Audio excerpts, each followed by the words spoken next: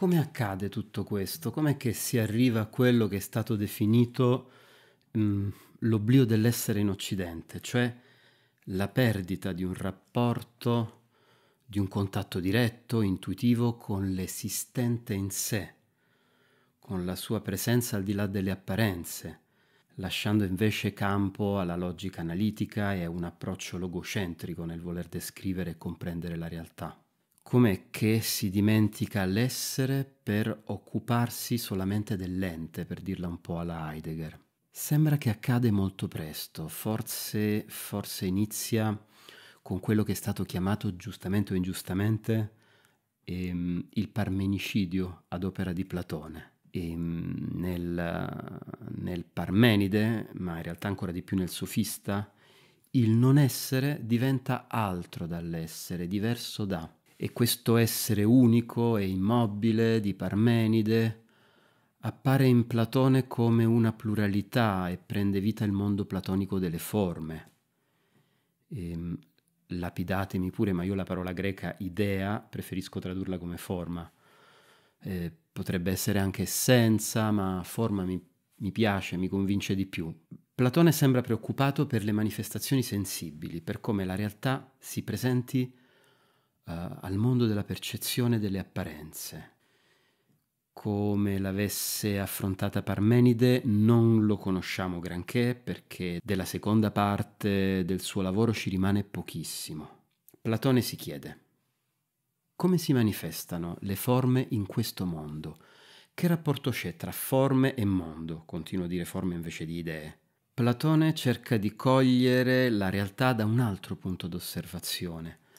Ora dico parole un po' strane, e non dal monismo ontologico di Parmenide, che non è nulla d'offensivo, vuol dire essere unico, la moltiplicità delle cose è solo apparenza, e piuttosto cerca una coerenza metafisica tra essere e manifestazioni dell'essere, o tra essere ed esperienza.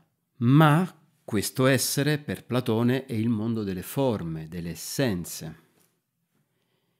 E quindi in che modo la moltiplicità delle cose, delle manifestazioni e delle apparenze traduce quel mondo essenziale, il mondo delle forme? Lo fa, sto per dire altre parole strane, lo fa per mimesi, metessi e parusia.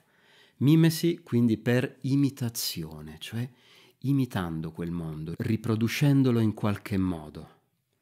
Metessi per partecipazione o per comunicazione con quel mondo attraverso una sorta di connessione, e parusia, quindi la presenza stessa di quel mondo nelle cose, nella realtà sensibile, l'irruzione o l'arrivo o la presenza di quel mondo, di quella realtà trascendentale nel mondo materiale. Più tardi verrà introdotta l'idea di ipostasi, quindi Plotino, lo gnosticismo alessandrino, e quindi l'idea che tutto ciò che sperimentiamo di questo mondo sia la manifestazione di qualcosa di universale che si maschera attraverso la molteplicità delle apparenze. Comunque, considerate che Platone scrive tutto questo in un contesto, Platone no, ma il contesto sì, in un contesto già lontano da quella luce contemplativa che illuminava Elea e da quella conoscenza astratta, asciutta, e ormai Parmenide inizia a sfuggire alla gittata intuitiva di chi lo leggeva, inizia a essere incompreso, o forse il pensiero greco aveva bisogno di intraprendere altri percorsi. Fatto sta che Aristotele, riferendosi alle idee di Parmenide, le chiamerà maniai, follie. E prima di lui Gorgia, nel suo trattato, nelle sue tesi, dirà senza troppi convenevoli che l'essere non è troppo contraddittorio per esistere. Uno, molteplice, eterno, impermanente, ma anche mutevole, statico eppure dinamico. Non c'è niente, scrive Gorgia, ma se ci fosse non potremmo conoscerlo. Non possiamo conoscerlo, ma se potessimo coglierlo, comunque non saremmo in grado di comunicarlo, perché il linguaggio è incompatibile con la verità. Queste sono le tesi di Gorgia. Quindi questa è un po' l'aria che tira in questo momento in questa parte del mondo. E, insomma, Parmenide, ma anche Eraclito, era già a quell'epoca diventato abbastanza incomprensibile, tanto che nel Sofista si legge: Ogni volta, Teeteto, che parla qualcuno di questi antichi sapienti, tu, per gli dei, capisci qualcosa di quello che dicono? molti secoli dopo, Diogene Laerzio citerà un antico poeta rimasto anonimo.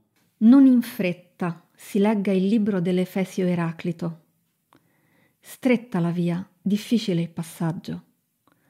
Profonda notte e oscurità. Ma se è guida un iniziato ai misteri, più del sole fulgente è limpido. Non è solo il parmenicidio di Platone, anzi, magari fossero tutti così i parmenicidi.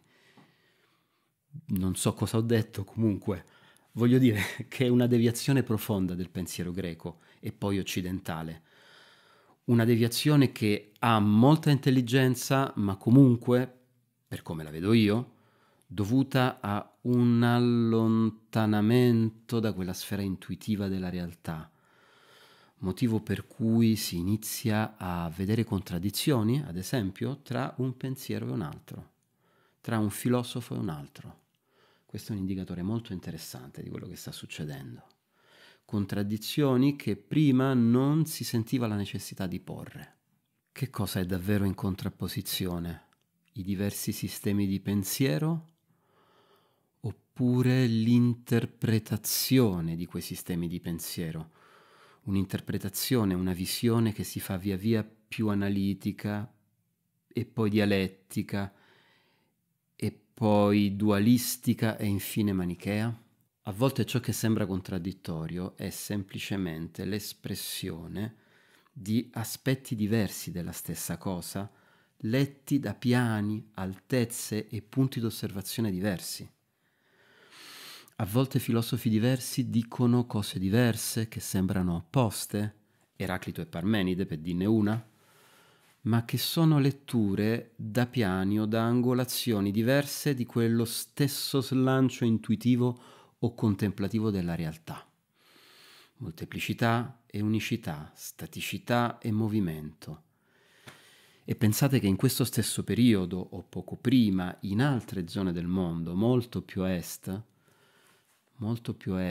c'erano scuole che cercavano di spiegare che in effetti, benché sia illusorio poter cogliere la realtà, per poter permettere alla mente dell'uomo perlomeno di approssimarci, sì, essa si mostra in questo modo, si mostra attraverso apparenti opposizioni, opposti complementari, opposti che non sono opposti, ma che in definitiva sono la stessa cosa, lo stesso fenomeno, come uno è molteplice, staticità e movimento, essere e non essere, alto e basso, maschile e femminile, e vita e morte, esterno e interno, luce e oscurità, espansione e contrazione, atto e oggetto, microcosmo e macrocosmo, e che in questa necessaria e illusoria lontananza dalla verità, questa separazione che ha il sapore di esilio e di ricordo,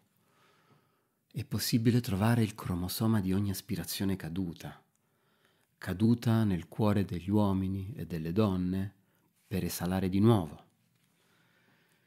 il cromosoma di ogni desiderio totalizzante di comunione, di connessione, il motore ignoto dell'altruismo e dell'amore, il respiro nascosto dietro ogni impulso di unione, di fratellanza, di solidarietà, di molte delle aspirazioni cadute, di ogni estasi per la bellezza che il mondo offre affinché sia contemplata. E va bene, quest'ultima parte ce la sto un po' mettendo io, sono un po' partito per la tangente, scusatemi, il che comunque mi fa capire che è meglio fermarsi. Proseguiamo la prossima settimana e buona settimana a tutti.